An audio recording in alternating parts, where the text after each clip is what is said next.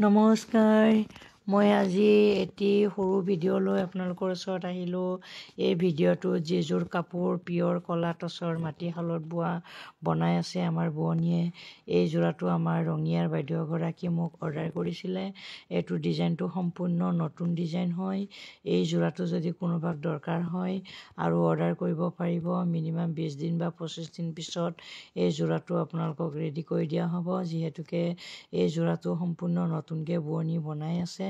যদি কোনোবাই ল'ম বুলি ভাবি আছে বিহুৰ আগে আগে এই ডিজাইনটোতে ল'ব পাৰিব। এইটো সম্পূৰ্ণ নতুনকৈ বনোৱা হৈছে।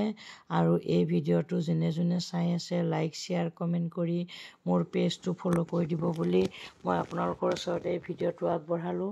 ভিডিঅ'টোত আপোনালোকে চালে ইয়াতে কণ্টেক্ট নম্বৰ এটা দিয়া হ'ব। এই কণ্টেক্ট নম্বৰত অতি সোনকালে যোগাযোগ কৰিব বুলি আজিলৈ বাই বাই।